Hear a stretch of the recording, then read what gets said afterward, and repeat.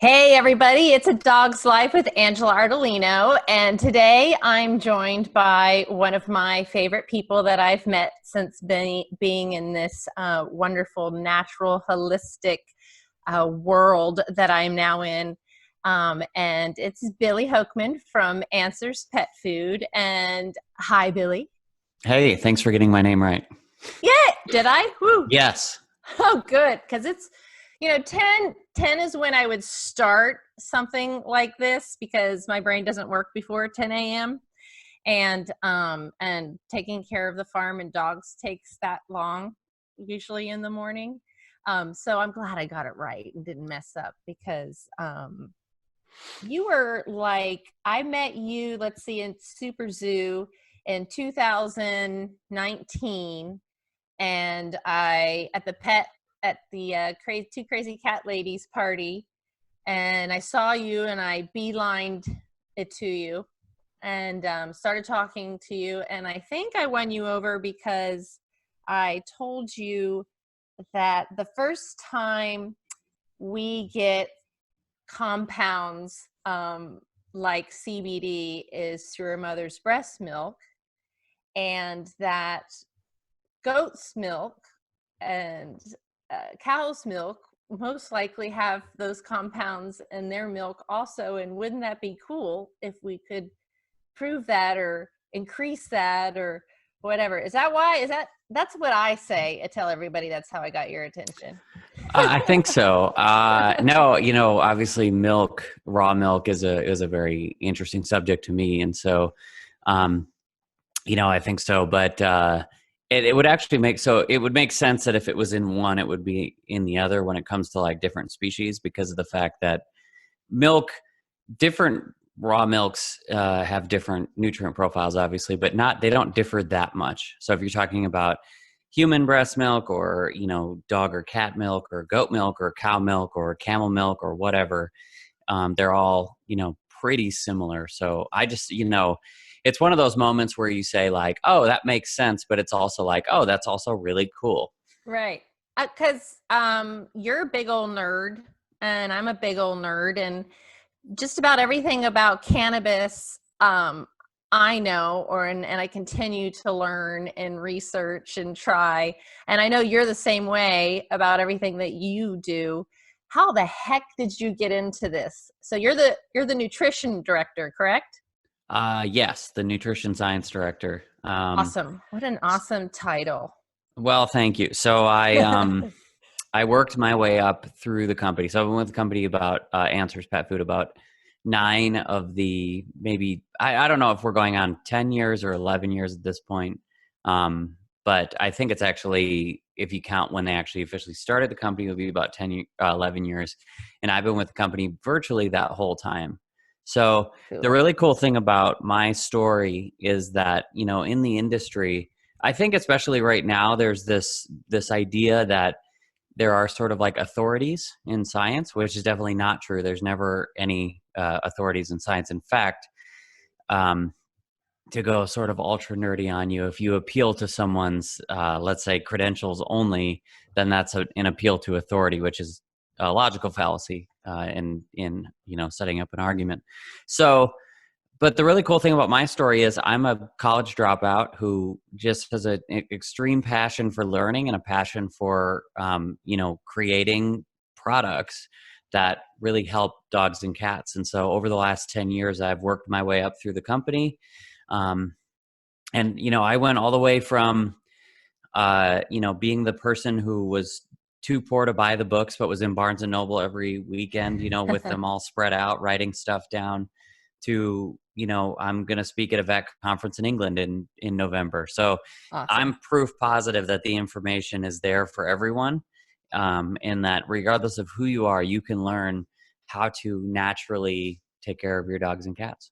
I agree. And I feel like we have so much in common because of not only what our interests are and our backgrounds and how we have thrown ourselves into this category, because they're both regulated. They're both, just the other day, the Department of Agriculture came into my shop and looked at the treats and sent me a notice saying that I have to add not for human consumption to my labels, which totally reminded me of you, because in some states you have to do that with the raw cow and goat's milk. Is that correct?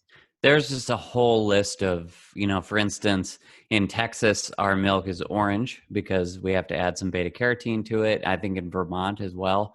In North Carolina, one of the whole sides of the carton has to say not for human consumption. They have a different carton than everyone.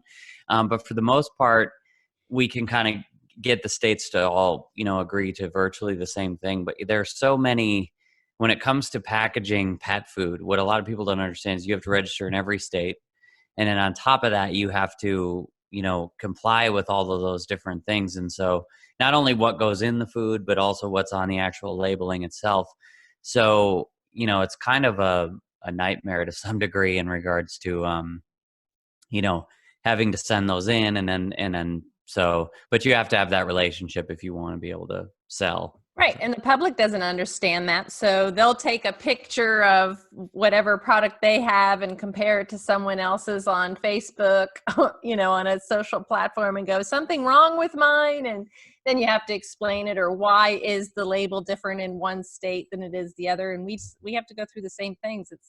It's so funny how that these are the types of things that natural and raw products have to go through. Because of what we are, and because we are different, and we're not following the rules and regulations that someone else has come up with, because we are trying to give our pets an all natural product. Do you see a future where you will test the milk and see if it has what compounds it has in it? Well, I mean, we do test it for certain compounds now. I guess we would have to. I mean, it would be a really interesting thing to look into on that regard. I would just have to know, like, I don't know offhand, like, what is the testing and what does that exactly entail? But micro substances, especially in things like milk, are very, very interesting to me. Raw milk has, well over 5,000 nutrients. We don't even know what they all do. We just know that they all work together in some fashion. So I would be 100% open to looking into that for sure. And what is the concern? Because of course, in my industry, there's no concern because it doesn't cause permanent harm or hurt anyone. So I get how ridiculous it is that there's this big scare out there about THC and CBD, which makes no sense. So what is the ridiculous scare? Why is it that we have to regulate raw milk so much? Well, I think the first thing, in regards to sorry, I have ADD brain when noises happen aside from this. But so I think the first thing people are concerned about is pathogens like E. coli, Listeria and Salmonella. So if you go back far enough and you talk about why they invented pasteurization, was because of something called swill dairies. So swill dairies were something that was invented, basically they would take sick cows, and some of these cows, they were living literally in cities. Some of them were just eating spent grain and couldn't even stand up, and they were propping them up and actually, milking these cows. And obviously I wouldn't be surprised if a, pathogen outbreak happened at that point. So then we had a choice, and it was either A, improve the living conditions and go back to what we need to go back to, which is putting them on grass because they're, genetically made to eat one thing, or B, let's pasteurize the milk. And obviously pasteurizing the milk won out. But when you have animals, from healthy animals that are eating the diet they should, that are out in the sun, that are, not crowded together, there's a risk in every food. I mean, if somebody said to me, I want a food that's risk-free, that doesn't exist in this world. Right. And so, in the 10 years we've been doing it, we've never had an animal become sick. We've never had an animal or a person become sick from handling the product itself. And milk has a ton of safety built-in safety mechanisms that are actually destroyed during pasteurization. And so, we not only keep it in a raw food state, but we also ferment it. So with our cow's milk kefir, we ferment it with kefir grains. We ferment our goat milk with 2 buttermilk cultures. And what that means in that case is that we're filling it up with more good bacteria, even though there's already inherently a ton of good bacteria in it. And once we do that, then that bacteria continues to grow, so no bad bacteria can proliferate or grow throughout it. And so and by the way, fermentation works every time, when it's done correctly. And, we have a great team to be able to do that. And so I think it's really a false sense of, when you look at the statistics or, especially when it comes to dogs and cats, it's really there's nothing to worry about. Neat. So how did you know that that our pets could benefit from these raw milks? Well, my boss, originally when the company was started, my boss, my 2 bosses are sisters, and they are amazingly forward-thinking people in terms of nutrition.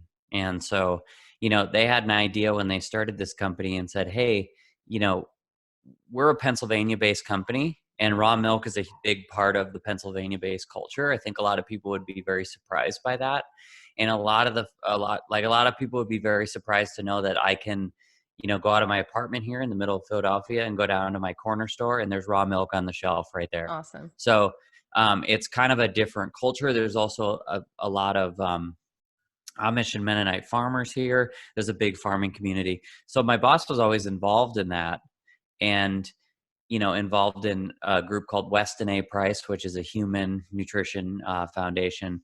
And being involved in that culture, you start to realize and say, hey, we see all of these health benefits when it came to the human side of it. So what if, we could sell it for pet consumption? Because the nice thing is you can actually sell it across state lines when it's for pet consumption. And we are a pet consumption company, obviously. Right. And so, she started to see, she knew all these health benefits. And so when the company started, we started feeding it to dogs and cats, and we started to obviously see the same, because mammals, as you know, probably with CBD, mammals you can extrapolate information from one species to another, or at Right. least make an inference and say, well, this is what it does in these 2 species. We can probably see something similar. And that's what we've seen along the lines. I mean, we've had animals live for years on just raw milk and water with certain chronic health conditions. Wow. Like what conditions?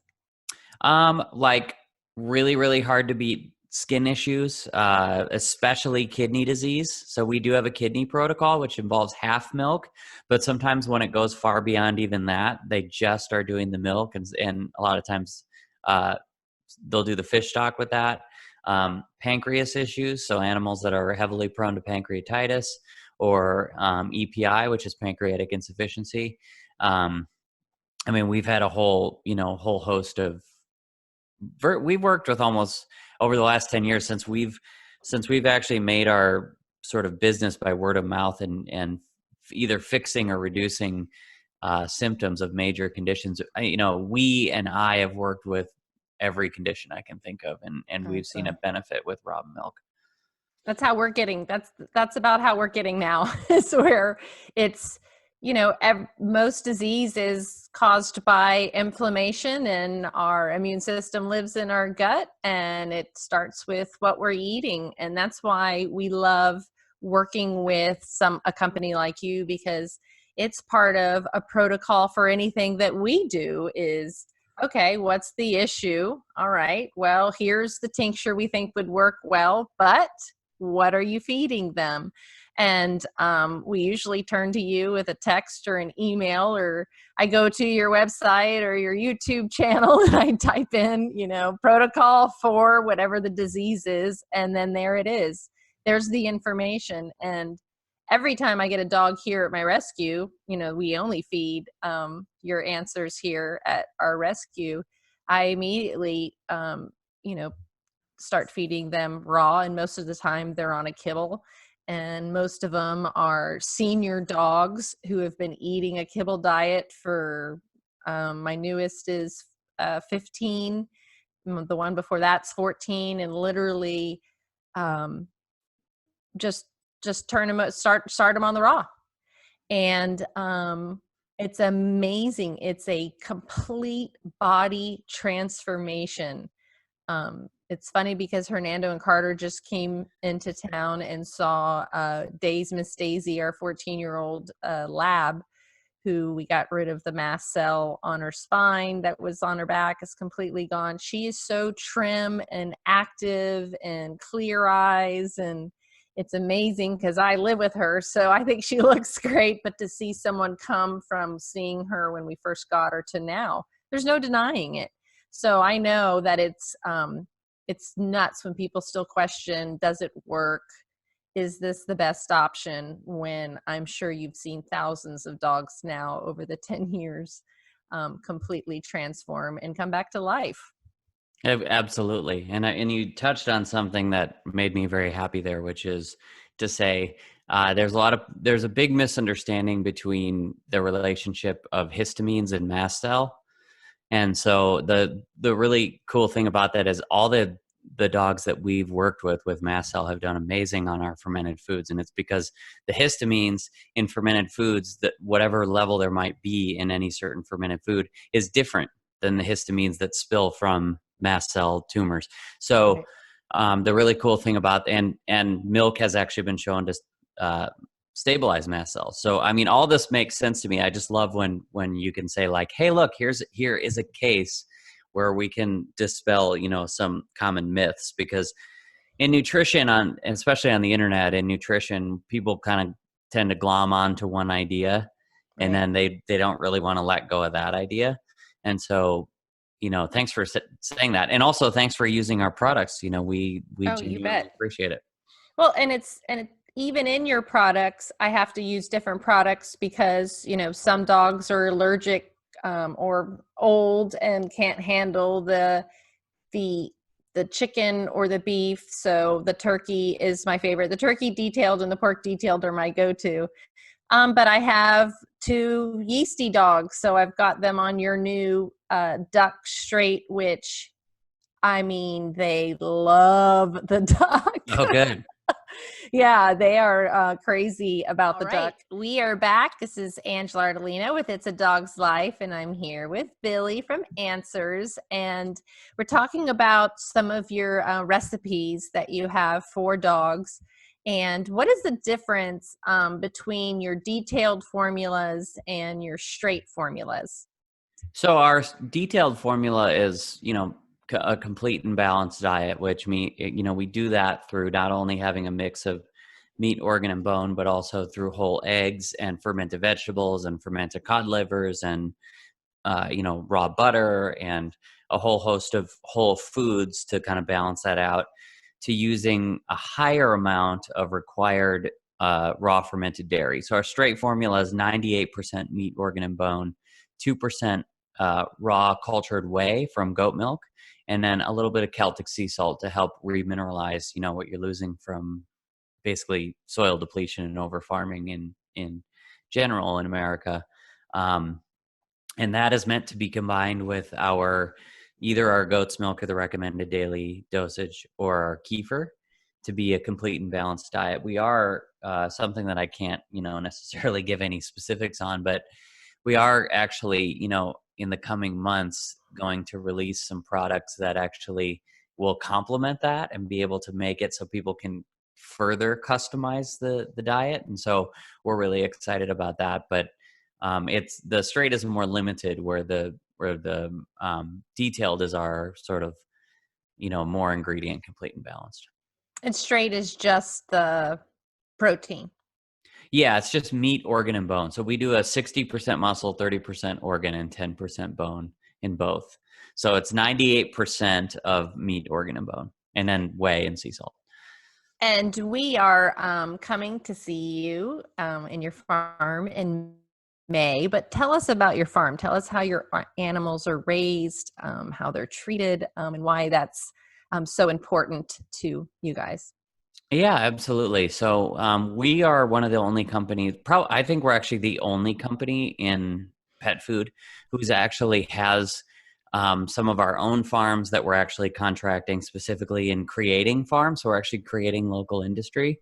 So, right now, I think we added on 4 more, but last I had counted, we were actually at 24 goat farms. We have 2 farms that produce our cow's milk for us. We also have in our turkey, chicken, and duck, we produce 25% of our own organic pastured birds that we only wash in cultured way. So those birds are actually the only non-chemically washed birds essentially in America. That product does not Wow. exist. So the crazy thing is it's better than any poultry that goes into any Whole Foods or any, co-op across the country in regards to doing that.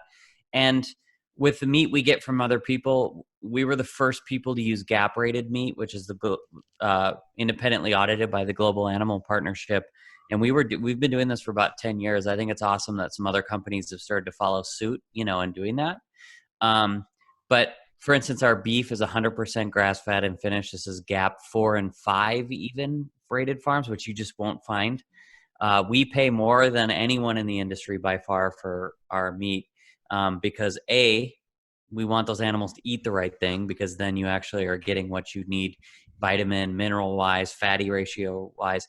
But also we want to promote farms that are better for the environment. So we want to actually promote farms that are using techniques like rotational grazing that will actually, not only reduce the carbon outprint, but, actually pull carbon from the atmosphere and put it back into the soil. So we kind of want to hit that from both angles. And that goes through with all of our, with our eggs that we actually have a duck egg farm where, our farmer Alan has about 4,200 layers. He also does our meat ducks.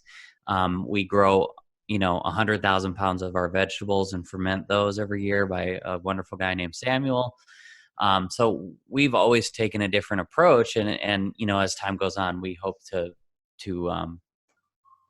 source even more of our own ingredients. That's awesome. So you can see, listeners, that I don't eat meat, but my dogs need to eat meat. So that's why I love your company and everything that you do, because it is a constant, how can we do better? How can we help our pets more thrive and heal themselves just like we can heal ourselves? So I so appreciate you and your company so much. And so do my dogs. I want to talk a little bit before we end our show, a little bit about your baby and talk about her experience with using CBD and the first time that she used it, because she was, I guess, my second or third senior or geriatric, I guess we tell her, don't tell her, but we tell Middle-aged. her. She's 13. She's middle-aged. She's 13, and she's a pug, and her name is Lua, and she well, I'll let you tell the story, but I show her video everywhere because she experienced static ataxia the first time that we gave her dose of CBD, dog health. We gave her the heal tincture, and we gave her a full dose of it because she had injured herself, I believe. And we had it on video, so I show it in my presentations all the time in video so that people can see what it looks like, which is basically a dog high, but it's also a dog feeling really good. So tell us a story about the first time she took it, and what kind of benefits you've, because I loved that you used your common sense brain on how to dose and microdose her from here on out to find that sweet spot. So I would love for you to tell that also. Yeah, we we were working with our local vet here, Sarah Urban, in Pennsylvania. Shout out to her. She's an amazing vet who practices out of a barn. Awesome. And she had gotten like a minor bicep injury jumping off the couch, and aside from doing some other things like getting a ramp and doing all that kind of stuff, we Sarah suggested that during the healing process, we should use some CBD as well. And so obviously I thought, why not come to Angela, of course. And I was actually we talked at a Whole Foods. I was traveling somewhere, but I remember being like, I'm not at home, but can you please send it to my wife? Um, and so, we worked on that higher dosage to start. And yeah, she was, one, it was kind of hilarious, to be honest with you, to kind of, I did get a call from Emily saying, I'm a little bit worried because she's in her bed, but she's just staring at the wall. And so, but the amazing thing was when she was on that higher dose, she immediately started running and galloping. And even when we took her outside, she was just doing that. And so it was nice to be able to know that her mind wasn't in the place of recovery and that she was going somewhere else. And then we were able to, through your guidance, as well as just kind of naturally feeling out the situation, because it's relatable to what we do, and we're just applying food to something, right? Right. It's virtually the same thing in what you're doing. At least I can't say that about like all the other products or anything, but in what you're doing. And so, we were able to find a really nice maintenance dose to be able to do in the mornings, just to kind of help with, because like she's on our senior protocol for Answers Pet Food. So she's Right. So doing, she's on CBD Dog Health Senior yeah. Protocol. So it's a general support, and it's food, which Right. is nice. And that's kind of my thing is I don't do supplementation. I only do food. And so that's really the nice thing about it. And we've found a nice happy medium there. Right. It's just like let food be thy medicine, which is how I treat what we feed, feeding Answers and feeding my pets raw. And this is a plant medicine that supports, the endocannabinoid system. So as we get older, we have more and more deficiencies. So even my old man, who I made the ease tincture for, he's outgrown that, and now I have him on a microdose of Heal every day also. Mm-hmm. For support, for joint pain, for everything that's going on when we get older. I'm on a CBD regimen every single day. Aren't you? Don't you take it also? Well, I do Or I something know a you little bit. use it. Yeah. Yes, I do something a little bit different. I use it in my oil pulling routine, which has been amazing. Awesome. It's been helping a lot, but I will say that Emily does have a routine in terms of it helping with sleep. And Wonderful. so, and again, we take the same attitude with ourselves as we do, in that we don't like supplements, but we definitely do like food, to enhance our natural lives. So Wonderful. So do we. Well, I don't know how when I'm going to see you. I guess May will be the first one. We're in the middle of quarantine right now yeah, let's for the hope. Uh, coronavirus. and the trip is still on, and Good. Oh, I'm coming. I'm coming. I don't care.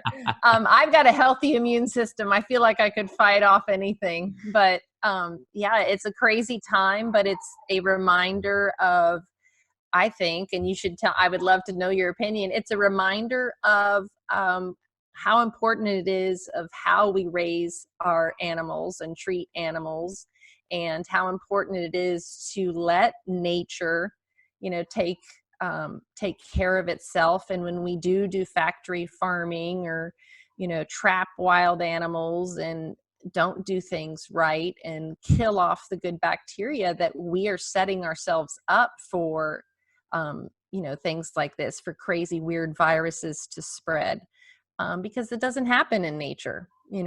I think that I'm hoping that this will hopefully open some people's eyes and force some change, to go from, like you said, instead of just pasteurizing the milk, that we do things the correct way, mm-hmm. from how we grow the food, how we process the food, how we treat the animals, everything. If we do that, I feel like we would see less of these crazy viruses flying around. What is your opinion on that? Well, it is a great opportunity to, all look at our lives and say, that we can't things like this are going to be a thing. They've always been, to some degree a thing, but let's start to look at some of our good habits, because all we can look at are statistics Right. and say, hey, the statistical models are showing that, people who engage in these behaviors that we can totally stop are more likely people, and so for everyone in their own situation, I know I've taken it as a way to say like, hey, in our house, we only have virtually all fresh and frozen food. And we make it a point not to have any sort of like junk food in the house or anything like that, because I will consume it if it's there. Mm-hmm. I think it does go, it's upon us to take a situation like this and say, hey, you know what, in the future, when all this is over, I'm really going to embrace a lot more of these healthy habits. So if something like this comes up again, I can take care of myself. Right. And how lucky we are that this is not a dog strain, that it's a human strain. But what can we do to be proactive to protect our animals right now? And I mean, it's night and day. I mean, right. when I look at my 13-year-old pug, in comparison to maybe some other brachycephalic dogs that are not doing the same. Obviously, I'm very neurotic about my own dog's health. She's my whole, the reason that we're talking right now is my dog. Right. She's like right there. She's Ah. looks adorable at this moment. But you know, the proof is just once you get into the actual part, when you do what we do, the proof is just inherently there. You're like, of course this makes sense. And so with our dogs and cats, I think, the best thing we can do is just adopt. Everyone just does the best they can, but Mhm. let's just adopt as many good science-based natural habits as we can. What do you say to a person that says raw is expensive, too expensive? Well, in my experience, I know that, there are people with extenuating circumstances. Like there are people who just can't afford it, or they can't, there's a lot of things. But I would say that most people, it's really about where you want to spend your money necessarily, because you do see a lot of the same people who are saying, well, it's hard to afford, but they're still getting their Starbucks coffee every day that costs $5, which would probably be the cost of, feeding their dog a more natural diet. And so, uh, you know, I think that's one of the major barriers, but also too, you're going to pay less for ours versus other raws because you're going to feed less of it, than other raw companies. At least, that's what our data shows comparing to their own data. So you're going to feed, but you'll also need to visit the vet a lot more less typically. And that's a pretty big deal as well. I mean, I take Lua to get chiropractic adjustments now, but that's really just preventative. But up until now, I mean, I think there's an argument to be made about like wellness checks or whatever. Right. But up until now, Lua in 13 years almost never went to the vet. Right. And so I guess I'm kind of in the school for my own personal dog of, hey, if there's nothing wrong, we're good to go. Right. And so I could tell you in the first 13 years of her life that I could count on one hand the amount of time she's actually been to the vet. Right. And so, I get that there's a barrier there. It's just some people I think need to rethink how they want to approach, having a dog. And if you're thinking about getting a dog, maybe get a dog, maybe have your dog size dependent on what you're willing to spend money on. I mean, because Right. if you have a dog that's under 20 pounds, I would venture to say that most people can feed Answers pet food if they want to. Right. And if someone is stuck on the kibble or feels like they can't go all the way raw, is it okay for them to add raw to the kibble? Yes, any amount of, think of it like your own diet. Any amount of fresh, good food is amazing. And you can do different meals, you can add it on top. The other thing that people can do if they're, for whatever reason that we talked about, if they're just going to feed something highly processed like kibble, add some of your own food. As long as it's healthy food. We had many generations of animals who were just eating table scraps and living much more long, full lives than dogs that are on this formulated processed food now. So I would highly recommend, I do that myself. Me and Emily feed Lua stuff we're eating all the time. Like Hmm. the example I always bring up is Lua and Emily's favorite food is for dessert, Emily will eat raspberries with raw cream because, again, we live in PA, so we can go Hmm. to a farm and buy raw cream here. And Lua's eyes just kind of go back in her head when she sees the raw cream and the raspberries, and that's amazingly good for her, right? Um, and it's just something. The other rule of thumb is if you're looking around and you can't find anything to share with your dog because it's not healthy, it's probably time to look at your own diet as well. Awesome. I love that. Well, Billy, it was awesome having you. How can people follow you? Could you tell them your websites and YouTube channels so that they can follow you if they'd like? Yeah, absolutely. We are about to update the YouTube channel we're actually going to change it and change some things around, but all my classes will be on there. So if you just go to YouTube and type in Answers Pet Food, we also obviously have answerspetfood.com, which has a wonderful blog. And You can information. literally type into Google, which I do all the time, answers pet food, kidney disease protocol, and stuff, everything comes up. So even doing that is an easy way. You also have a feeding calculator on the website, correct? Yeah, and that you can get the amount of calories, and then directly below it, you can start inputting the number of ounces you want to do for each product, and it will tell you the amounts that you should be doing. The other thing I want to mention too is we now have a calendar for my events on the website. So if you go Awesome. to our website and then you go to news media, there's a little calendar link there. And for the rest of the year, at least after, obviously we had to cancel a few things, but for the rest of the year, all of my events are on there. My once monthly Facebook lives are on there. My Answers Academy classes are on there. So if you're wanting to come and see me in person or online, that's a great place to go. Great. Awesome. Thank you, Billy. Can't wait to see you in May. Take care Absolutely. and stay safe. I will do that. Thank you.